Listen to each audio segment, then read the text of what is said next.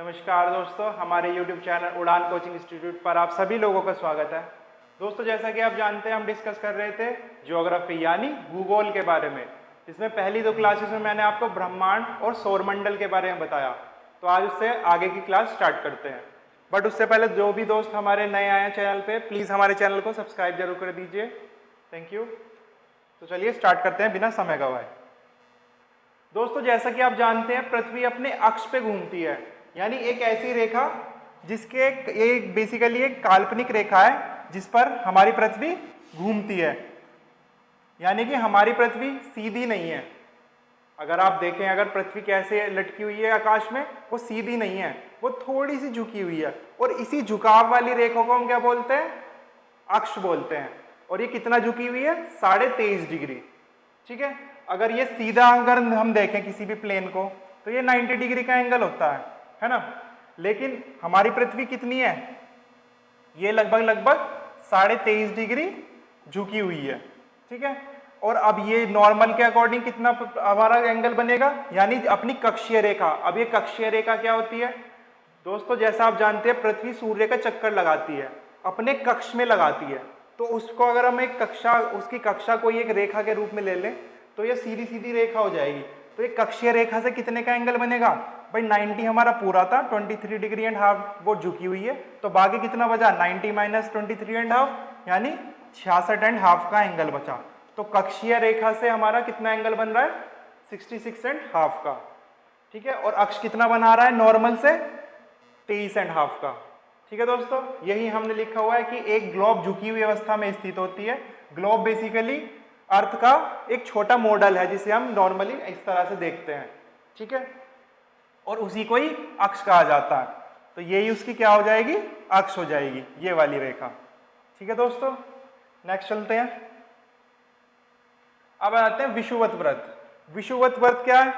हमने दोस्तों एक सीधी लाइन खींची अर्थ पृथ्वी के बिल्कुल बीच में से, यानी हमने पृथ्वी को आधा आधा काट दिया दो हिस्सों में। कैसे? जैसे मान लीजिए ये हमारी पृथ्वी है। ठीक है। ये मैं थोड़ी टेढ़ी लाइन बनाऊंगा क्योंकि हमारी टेढ़ी झुकी हुई है थोड़ी अर्थ, है ना। और ये कितना लिख दिया मैंने? इसको लिख दिया 0 डिग्री अक्षांश। वो हम आगे पढ़ेंगे कि अक्षांश क्या होता है। ठीक है। अब ये वाला जो हिस्सा है, ठीक है, इसको मैंने बोल दिया उत्तर। ठीक है, उत्तरी गोलार्ध। इसको क्या बोल दिया हमने? उत्तरी गोलार्ध, यानी आधा गोला। और नीचे वाले को क्या बोल दिया हमने? दक्षिणी गोलार्ध। ठीक है दोस्तों।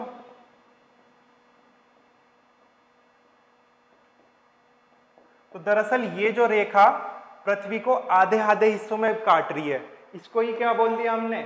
विषुवत व्रत। और इसको कितना नंबर दे दिया हमने? 0 का। ठीक है दोस्तों, 0 डिग्री, यानी ये 0 डिग्री है जिसने उत्तर और दक्षिणी गोलार्ध को आधा आधा काट दिया बीच में से। ये सिर्फ एक काल्पनिक रेखा है। इसको हमने काटा क्यों, इसकी जरूरत क्यों पड़ी, ये मैं आपको अभी थोड़ा आगे बताऊंगा जब हम अक्षांश पढ़ेंगे। ठीक है। अभी आप सिर्फ ये देखिए कि विषुवत व्रत है क्या। तो एक ऐसी काल्पनिक रेखा है जो पृथ्वी को 2 बराबर भागों में बांटती है। ठीक है, 2 बराबर भागों में बांटती है। ऊपर वाले भाग को मैंने बोल दिया उत्तरी गोलार्ध और नीचे वाले भाग को दक्षिणी गोलार्ध। क्लियर दोस्तों? चलिए नेक्स्ट। पृथ्वी के उत्तर में स्थित आधे भाग को उत्तरी गोलार्ध कहा और दक्षिण वाले आधे भाग को दक्षिणी गोलार्ध। क्लियर? और हमारा जो इंडिया है वो कहां पे आता है? उत्तरी गोलार्ध में आता है। ठीक है, यानी इस वाले गोलार्ध में इंडिया यहीं कहीं आता है। क्लियर दोस्तों?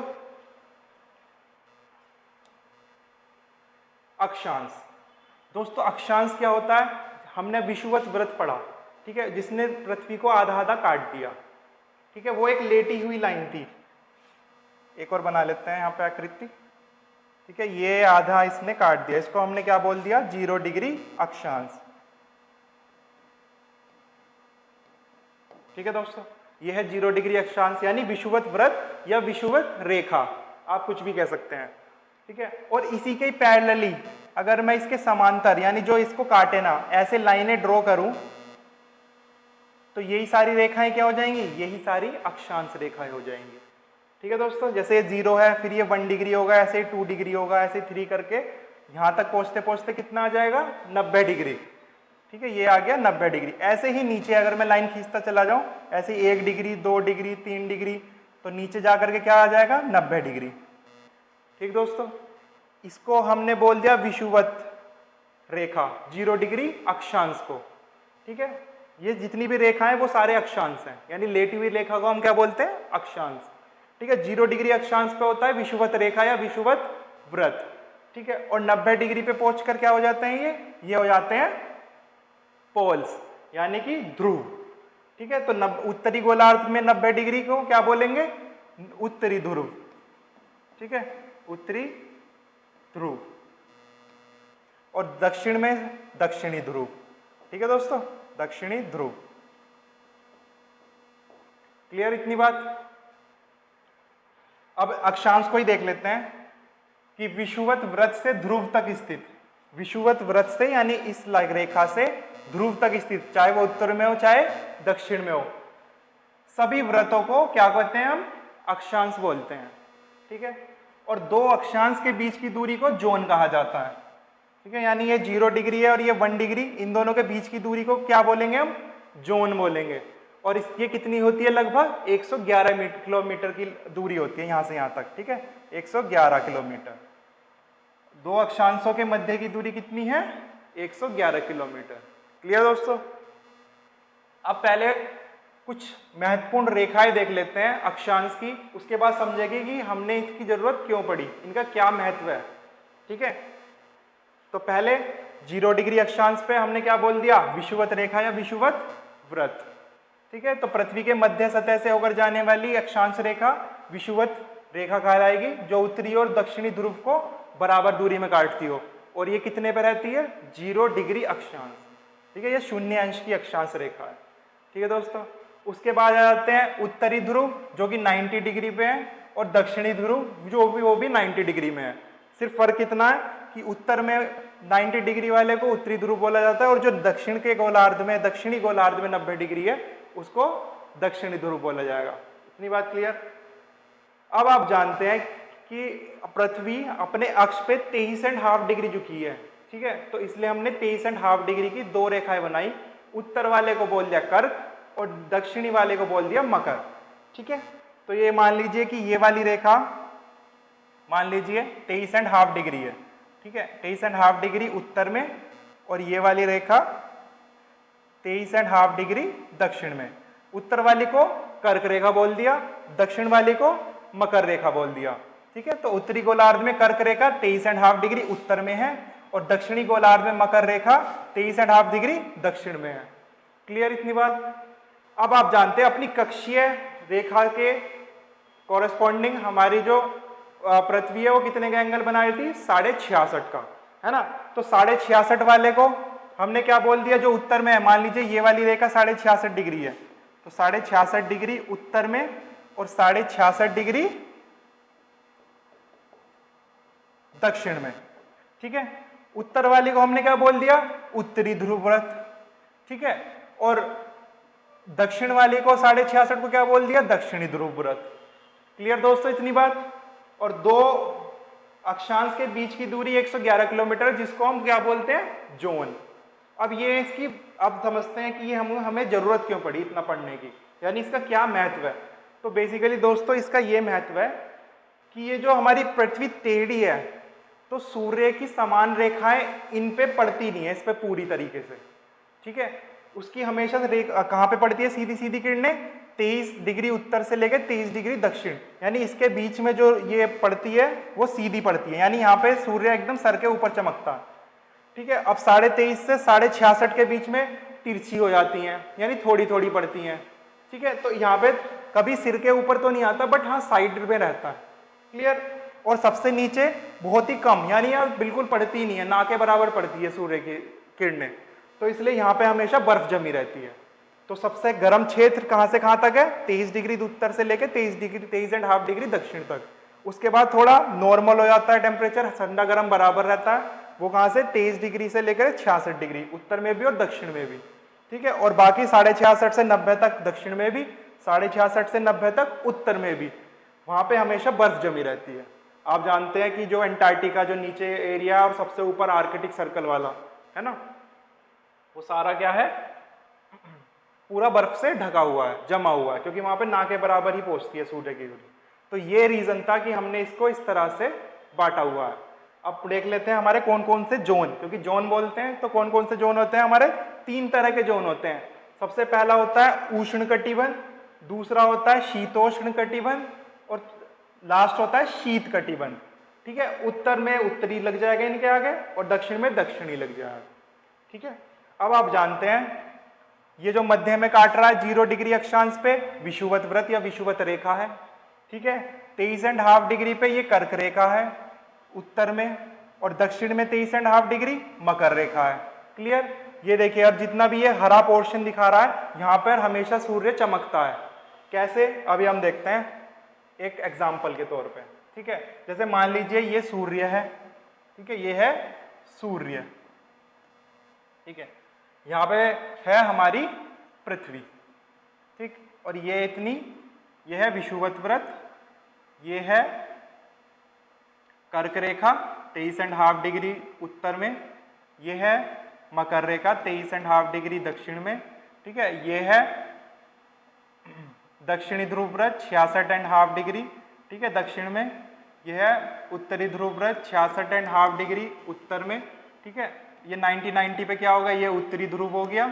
ठीक है, और ये 90 डिग्री पे दक्षिणी ध्रुव हो गया। इतनी बात क्लियर हुई?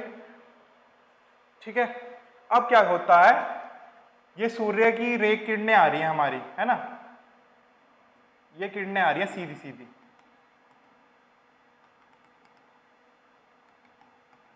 ठीक है दोस्तों, अब आप देखिए ये सीधी सीधी पड़ेंगी इतने एरिया पे, यानी यहाँ पे ठीक ज्यादातर सूर्य यहीं पे यहीं घूमते, यानी सीधी सीधी पड़ती हैं सूर्य की किरणें।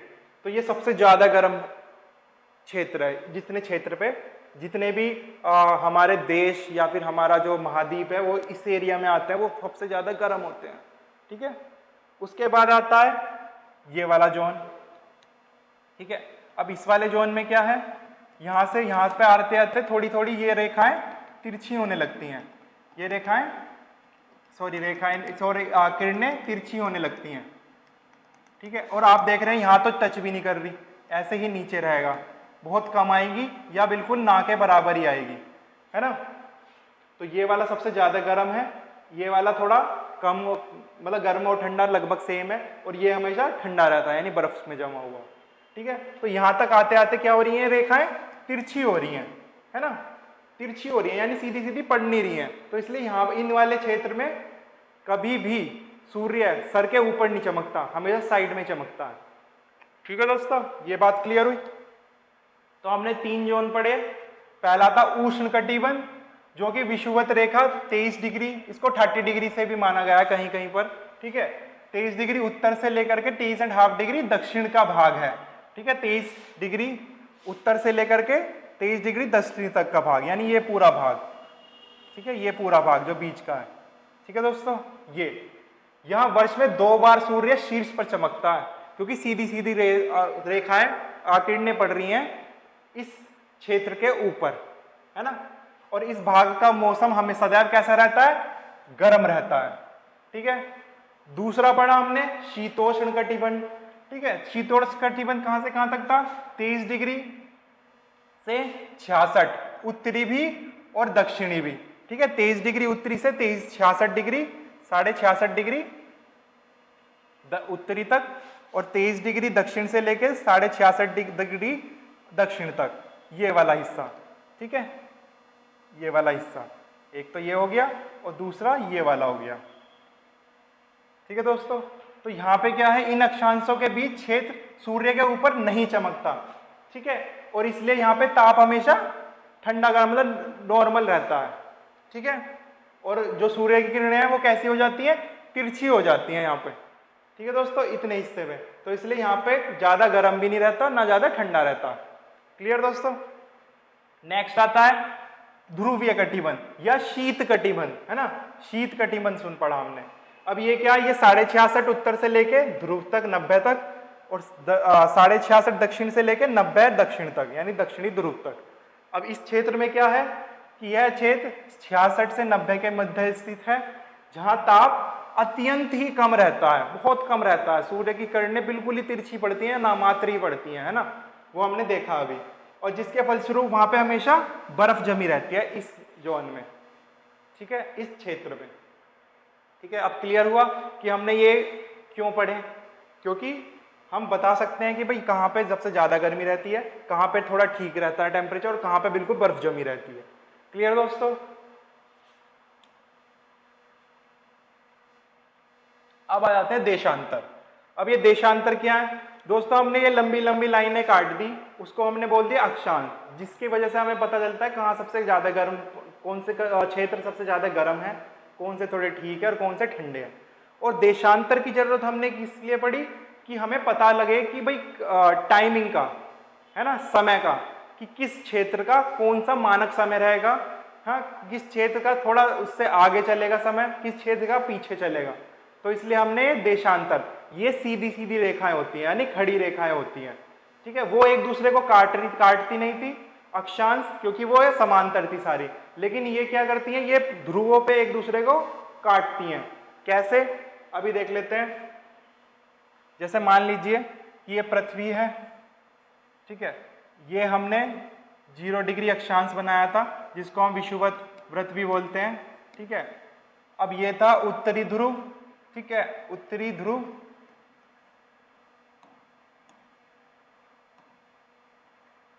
नब्बे डिग्री पे उत्तरी ध्रुव, ठीक, और ये 90 डिग्री पे क्या था? दक्षिणी ध्रुव,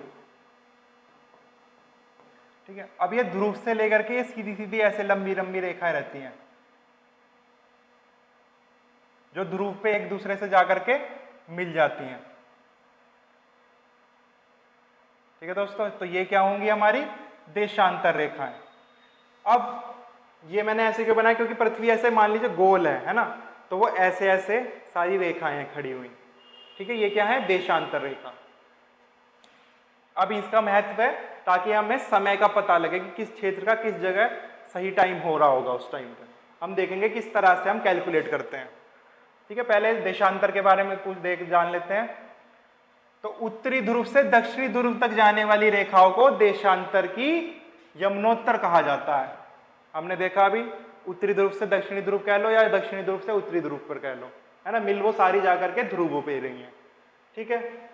और उनके बीच की दूरी देशांतर डिग्री में मापा जाता है, ठीक है। जैसे हम अक्षांश को भी डिग्री में नाप रहे थे, ऐसे ही इसको भी देशांतर की डिग्री बोलते हैं, ठीक। और दो देशांतर के बीच की दूरी को क्या बोलते हैं? गोरे। और अक्षांश के बीच की दूरी को क्या बोलते थे? जोन, है ना। लेकिन इसको क्या बोला जाता है? गोरे नाम से जानी जाती है। क्लियर दोस्तों? अब आप जानते हैं, अगर आपने थोड़ा बहुत इतिहास देखा होगा, तो जो ब्रिटिशर्स थे, है ना, तो उन्होंने लगभग पूरे ये समझ लिया पूरी पृथ्वी पर जितने भी क्षेत्र हैं वहां पर अपना राज किया है ना। तो इसलिए उन्होंने उस टाइम पे क्या कहा कि भाई ये जो 0 डिग्री माना जाएगा ना, 0 डिग्री देशांतर माना जाएगा, उन्हीं के ही शहर से उसी के ही शहर से होकर के जाएगी, ठीक है। तो इसलिए उन्होंने क्या कहा कि भाई ये जो ब्रिटिश रॉयल ऑब्जर्वेटरी है ना, कहाँ पे स्थित है? ग्रीनविच में। तो वहां से होकर के ये 0 डिग्री यमुनोत्तर गुजरेगी, ठीक है। लेकिन अक्षांश के केस में क्या था? भाई ये मान लीजिए पृथ्वी है, अब इसको मैंने यहाँ पे ऐसे काट दिया बीच में से, अब वो सबसे लंबा सर्कल वही है विषुवत वृत्त ही, ठीक है। ऊपर करूंगा तो थोड़ा छोटा हो जाएगा और नीचे करूंगा और छोटा हो जाएगा, लेकिन पृथ्वी को पूरा बीच में से काट रही थी वो, तो इसलिए वो 0 डिग्री कह सकते हैं। लेकिन ये पृथ्वी ऐसे घूमती है, तो 0 डिग्री कौन सा होगा, है ना, हम पता नहीं कर सकते। तो इन्होंने क्या कहा कि भाई हमारा जो ब्रिटिश रॉयल ऑब्जर्वेटरी है ग्रीनविच में, वहां से जो रेखा गुजरेगी उसको हमने 0 डिग्री मान लिया। अब उसके कुछ पूर्व में देश आ गए, उसके कुछ पश्चिम में देश आ गए। पूर्व के देश उससे समय में आगे चलेंगे। मान लीजिए कि अगर वहां पे 12 बज रहे हैं 0 डिग्री यमुनोत्तर पे, तो उससे जो पूर्व में देश है उसमें 1, 2, 3, 4 शाम के बज रहे होंगे, ठीक है। और जो उसके पश्चिम में देश है उनके वहां पे सुबह के 10, 11, 12 इस तरह से बज रहे होंगे, ठीक है। वो हम देखेंगे कितना डिफरेंस आता है अगर हम 1 डिग्री चलते हैं, कितना डिफरेंस आता है अगर हम 10 डिग्री चलते हैं। वो सब कैलकुलेशन के हिसाब से होती है, उसकी भी हम समझेंगे आगे, बट आप अभी समझिए कि ये 0 डिग्री क्यों माना गया है और कहाँ से ये गुजरती है। ठीक है, इसको हम ग्रीनविच से गुजरती है इसलिए हम इसको ग्रीनविच यमुनोत्तर भी बोलते हैं। ठीक है, प्राइम मेरिडियन या ग्रीनविच मेरिडियन। तो सभी देशों ने फैसला किया कि गिनती उस भूमध्य रेखा से शुरू होनी चाहिए जो ग्रीनविच से होकर गुजरती है, जहां ब्रिटिश रॉयल ऑब्जर्वेटरी स्थित है। ठीक है, तो इसको क्या बोल दिया हमने, इस यमुनोत्तर को प्रधान यमुनोत्तर को कहा जाता है, यानी 0 डिग्री देशांतर को प्रधान यमुनोत्तर कहा जाता है या ग्रीनविच यमुनोत्तर, क्योंकि ये ग्रीनविच से होकर के भी गुजर रही है। ठीक है दोस्तों, इसका मान कितना लिखा हमने, 0 डिग्री देशांतर, आप जानते हैं। और इससे हमें 180 डिग्री पूर्व और साथ ही 180 डिग्री पश्चिम की ओर गिनते हैं, है ना। अभी मैंने बताया कि भाई 0 डिग्री मान लीजिए ये अर्थ है, ठीक है, 0 डिग्री हो गई। अब इसके पूर्व में चलेंगे 180 और इसके पश्चिम में चलेंगे 180। ठीक है, और लेकिन जो 180 पे जाके पहुंचेंगे तो वो पूर्व की 180 और पश्चिम की 180 उसी के ही बिल्कुल पीछे आकर के मिलेगी। यानी कहने का मतलब ये है कि मान लीजिए ये पृथ्वी है, ठीक है, ये 0 डिग्री आ रही है ना, इसको आगे आगे की तरफ उभरा हुआ समझिए। ठीक है, 0 डिग्री देशांतर जो इसके पीछे जा रही होगी, है ना, इस पृथ्वी के पीछे से जाकर के आ रही होगी, वो क्या है, 180 डिग्री पूर्व बोल सकते हैं या 180 डिग्री पश्चिम बोल सकते हैं। ठीक है, ठीक है, पश्चिम बोल सकते हैं, पश्चिम। ठीक है, पूर्व बोल सकते हैं या पश्चिम बोल सकते हैं। ठीक है दोस्तों, तो वो एक ही लाइन है। ठीक है, और उसको हम क्या बोलते हैं, उसको बोलते हैं हम अंतरराष्ट्रीय तिथि रेखा। 180 डिग्री देशांतर को अंतरराष्ट्रीय तिथि रेखा बोलते हैं हम, अभी हम आगे भी पढ़ेंगे। ठीक है, और 0 डिग्री देशांतर को मुख्य यमुनोत्तर या ग्रीनविच यमुनोत्तर बोला जाता है। इतनी बात क्लियर हुई। चलिए नेक्स्ट। ठीक है दोस्तों, तो ग्रीनविच यमुनोत्तर कहां पर है, 0 डिग्री देशांतर, जिसे हम मुख्य यमुनोत्तर भी बोलते हैं। और ये कहां से गुजर रही है, ग्रीनलैंड से, नोवियन सागर से, ब्रिटेन से तो गुजरेगी ही, ठीक है, स्पेन से, अल्जीरिया, फ्रांस, माले, बुर्किना फासो से और घाना से। ठीक है, और एक और महासागर से जाती है, गुजरती है कहां से, दक्षिण अटलांटिक समुद्र से। ठीक है सॉरी, ठीक है, दक्षिण अटलांटिक समुद्र से भी ये गुजरती है। ठीक है दोस्तों, तो 8 ये क्षेत्र हैं जहां जहां से ये ग्रीनविच यमुनोत्तर यानी 0 डिग्री देशांतर हो करके गुजरती है। ठीक है, और ऐसे ही मैंने आपको क्या बताया, 180 डिग्री देशांतर को क्या बोलते हैं हम, अंतरराष्ट्रीय तिथि रेखा। वो 4 वाटर बॉडीज से होकर गुजरती है, आर्कटिक सर्कल, ठीक है, प्रशांत महासागर और आर्कटिक सर्कल को बेरिंग स्ट्रेट जोड़ता है, तो वहां से भी होकर गुजरती है। और साथ में एक चक्की सी है वहां पे, चक्की सागर, वहां से भी होकर के वो गुजरती है। ठीक है दोस्तों, अब ये देखिए, ये बहुत अच्छा सिंपल सा डायग्राम समझाया हुआ है। ठीक है, ये जो 0 डिग्री पे जा रही है इसको क्या बोल दिया, इक्वेटर, यानी कि विषुवत रेखा। ठीक है, विषुवत रेखा जो कि 0 डिग्री अक्षांश पे है। और ये जो ध्रुवों से जा रही है दूसरे ध्रुव तक, यानी उत्तर ध्रुव से दक्षिणी ध्रुव तक जा रही है, ये क्या है, मुख्य यमुनोत्तर यानी 0 डिग्री देशांतर। क्लियर दोस्तों, और इसके जो पीछे जा रही होगी वो कौन सी है, 180 डिग्री देशांतर, जो कि क्या है, अंतरराष्ट्रीय तिथि रेखा के नाम से हम जानते हैं। क्लियर दोस्तों, चलिए अब मैं जो आपको पहले ही बता चुका हूं, देशांतर हम किस लिए पढ़ते हैं, ताकि हमें समय का पता लगे कि किस क्षेत्र में कब किस जगह कितना समय हो रहा होगा। ठीक है, और या किस किस क्षेत्र में समय कितना डिफरेंस आता है ना। जैसे मैंने बताया कि अगर 0 डिग्री पे 12 बज रहे हैं तो उस टाइम पे भारत में कितना समय हो रहा होगा, तो 0 डिग्री देशांतर से हमारा भारत 5.5 घंटे आगे है। ठीक है, अगर वहां पे 12 बज रहे हैं दोपहर के, तो यहाँ पे क्या हो रहा होगा, यहाँ पे शाम के 5:30 बज रहे होंगे। ठीक है दोस्तों, अभी हम पढ़ेंगे आगे कि किस तरह से हम कैलकुलेट करते हैं। तो जैसा कि आप जानते हैं, पश्चिम से पूर्व की ओर पृथ्वी घूम रही है ना। तो ग्रीनविच पूर्व से, जो ग्रीनविच यानी 0 डिग्री देशांतर से पूर्व के स्थान पर ग्रीनविच समय से आगे रहेंगे। ठीक है, और पश्चिम वाले पीछे होंगे। क्लियर। और इंडिया कहाँ पे आता है, मैंने पहले बताया कि वो हमारा उत्तरी गोलार्ध में आता है, ठीक है, उत्तरी गोलार्ध में आता है, ठीक है। और अगर पूर्व पश्चिम में देखें तो पूर्वी गोलार्ध में, तो यानी उत्तरी पूर्वी गोलार्ध में हमारा भारत स्थित है। क्लियर दोस्तों। और हमारा कितना आ गया ये 5.5 घंटे, कैसे ये अब हम देखते हैं। अब आप जानते हैं कि भाई पूरा 360 डिग्री घूमती है एक दिन में हमारी अर्थ, है ना, पूरा 360 डिग्री घूमती है। यानी जिस अगर ये मान लीजिए ऐसे स्टार्ट करेगी तो पूरा एक चक्कर काट करके दोबारा 24 घंटे में वो वापस आ जाएगी, है ना। तो यहाँ से आप कैलकुलेट कर सकते हैं कि भाई 360 डिग्री घूम रही है ये 24 घंटे में, तो इसको काट लीजिए 3 2 15, यानी एक घंटे में कितना डिग्री घूम जाती है हमारी पृथ्वी, 15। और इसी के ही बेसिस पे हमने एक एक घंटे के जोन बना दिए, तो टोटल जोन कितने बने, 24। ये भी आप कैलकुलेट कर सकते हैं। भाई 360 डिग्री है, 360 डिवाइड बाय 15 कितना आ गया, 24। तो इसलिए हमारा पूरा जो पृथ्वी है वो कितने टाइम जोन में डिवाइडेड है, वो 24 मानक समय में डिवाइडेड है, ठीक है, जो कि एक एक घंटे के गैप के बाद हमने बनाए हैं। क्लियर। तो एक घंटे में हमारी पृथ्वी 15 डिग्री घूम रही है, तो एक डिग्री कितने देर में घूमेगी आप डिवाइड कर सकते हैं। भाई एक घंटे में 60 मिनट होते हैं, तो 60 मिनट डिवाइड बाय 15 कितना आ गया, 4, ठीक है। तो एक डिग्री 4 मिनट में हमारी अर्थ घूमती है। क्लियर दोस्तों, कि कितने हमारे जोन्स हैं, कितने हमारे कितना एक घंटे में पृथ्वी घूमती है और कितना एक डिग्री घूमती है मिनट में, ठीक है। इस तरह से आप कैलकुलेट कर सकते हैं सिंपली। तो अंतर की दर से गणना का निम्नानुसार किया जा सकता है कि पृथ्वी 24 घंटे में 360 घूमती है, मैं बता चुका हूं, जिसका अर्थ है 15 डिग्री एक घंटे में और 1 डिग्री 4 मिनट में। क्लियर। और पृथ्वी को एक एक घंटे के 24 समय क्षेत्रों में हमने विभाजित किया है। कितने क्षेत्रों में, 24 समय क्षेत्रों में, ठीक दोस्तों। और प्रत्येक क्षेत्र 15 डिग्री देशांतर को कवर करता है। क्लियर। ये सब मैं आपको बिल्कुल कैलकुलेट करके बता चुका हूं पूरा,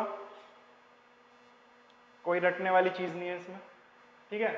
अब देखिए दोस्तों, अगर हम बात करें भारत की, भारत का गुजरात सबसे पश्चिम में है, ठीक है, और सबसे पूर्व में कौन है, अरुणाचल प्रदेश।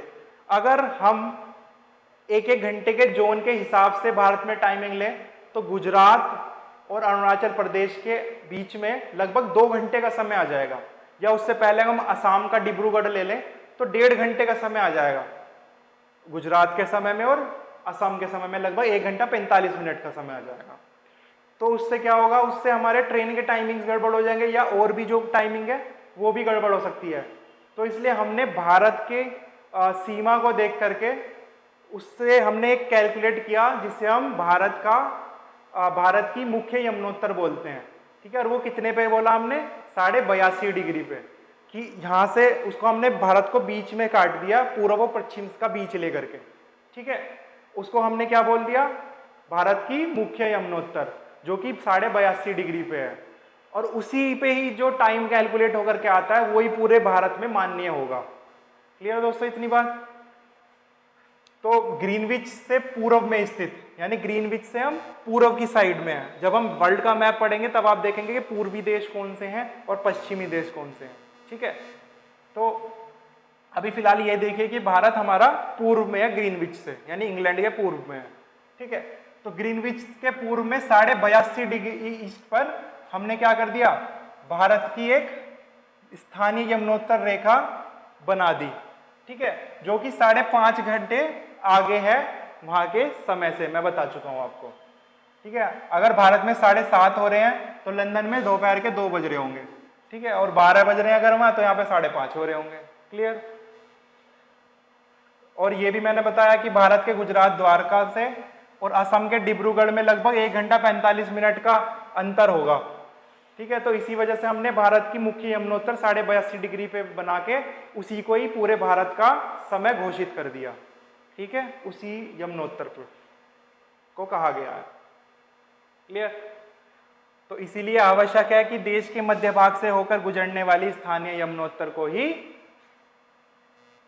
स्थानीय समय को पूरे देश का मानक समय माना जाए। ठीक है, तो भारत का कितना है 82.5 डिग्री, 82.5 डिग्री है। ठीक है, 82.5 डिग्री पूर्व देशांतर को भारत की मानक यमुनोत्तर माना गया है। ठीक है, इसे क्या बोलते हैं, भारतीय मानक समय के नाम से भी जाना जाता है इसको। ठीक है, भारतीय मानक समय के नाम से भी इसको जाना जाता है। जैसे बोलते हैं ना इतने मिनट इतने घंटे IST, इंडियन स्टैंडर्ड टाइम। ठीक है, तो वही यही है भारतीय मानक समय। ठीक है,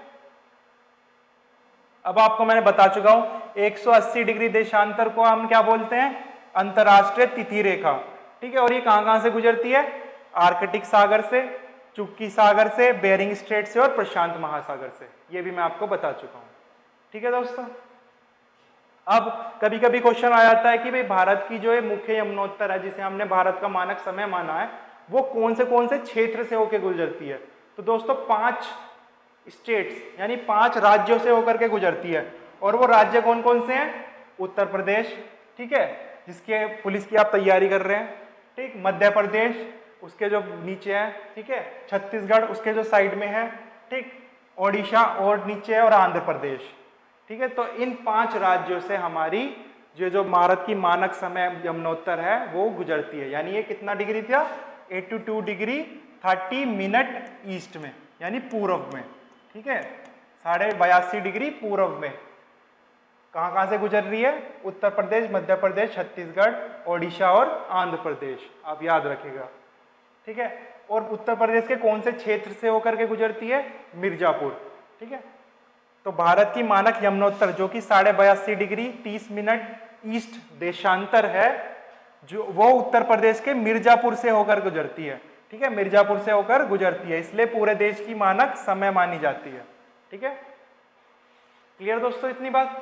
तो भारत की मानक जो मानक समय देशांतर रेखा है वो 5 राज्यों से गुजरती है, और उत्तर प्रदेश के मिर्जापुर से। ठीक है, उत्तर प्रदेश के अंदर मिर्जापुर है, वहां से भी होकर ये गुजर रही है।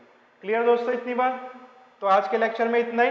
अगर आपको वीडियो अच्छी लगी तो प्लीज़ लाइक कीजिए और अपने दोस्तों के साथ शेयर कीजिए जो भी कंपटीशन लेवल की तैयारी कर रहे हैं, क्योंकि स्टैटिक जीके हर एक एग्जाम का पार्ट होता है। ठीक है दोस्तों, और हमारे चैनल को सब्सक्राइब जरूर कर दीजिए। Till that, thank you.